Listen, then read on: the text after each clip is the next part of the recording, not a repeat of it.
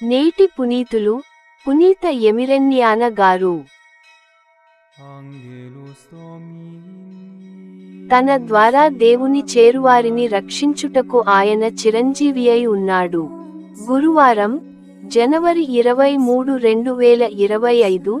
మొదటి పఠనం హెబ్రీయులకు వ్రాయబడిన లేఖ 7వ అధ్యాయం 25 నుండి 28 మరియు 8వ అధ్యాయం 1 నుండి 6 వచనాలు. సహోదరులారా, ఆయన ప్రజల పక్షమున దేవునికి మనవి చేయుటకు శాశ్వత జీవి అయున్నాడు. కావున తన ద్వారా దేవుని చేరువారిని రక్షించుటకు ఆయన ఇప్పుడును ఎల్లప్పుడును సమర్థుడే. కావున ఇట్టి ప్రధానయాజకుడు మనకు ఉండుట సమంజసమే. ఆయన పవిత్రుడు, నిర్దోషి, నిష్కల్మషుడు, పాపాత్ములగు మనుజుల నుండి వేరు చేయబడి జ్యోతిర్మండలము కంటే ఉన్నతుడుగా చేయబడినవాడు. ఆయన ఇతర ప్రధానయాజకుల వంటివాడు కాదు. ప్రతిదినము మొదట తన పాపముల కొరకును తరువాత ప్రజల పాపముల కొరకును బలులను అర్పింపవలసిన అవసరము ఆయనకు లేదు.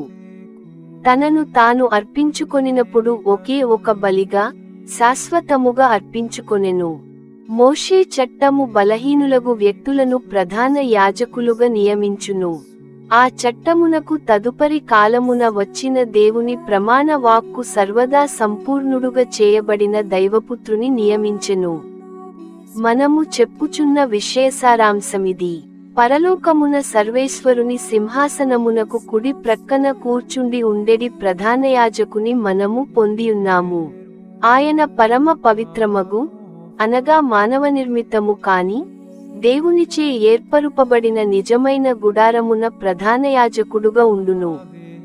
ప్రతి ప్రధానయాజకుడును దేవునికి కానుకలను అర్పించుటకును బలులను సమర్పించుటకును నియమింపబడును.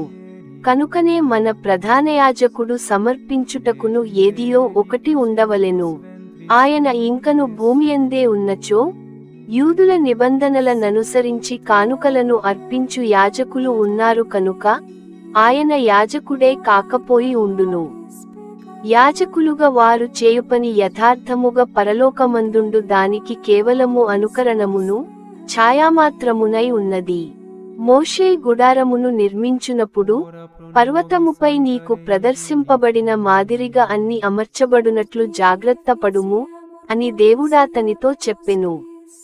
మరింత గొప్ప విషయములను గూర్చిన వాగ్దానములపై ఆధారపడియున్నందున దేవునికిని మానవులకును మధ్య క్రీస్తు ఏర్పరచిన నిబంధన మరింత శ్రేష్టమైనది. అటులనే వారి కంటే చాలా గొప్పదగు యాజకత్వకార్యము యేసునకు ఇయ్యబడెను. ఇది ప్రభువు వాక్కు.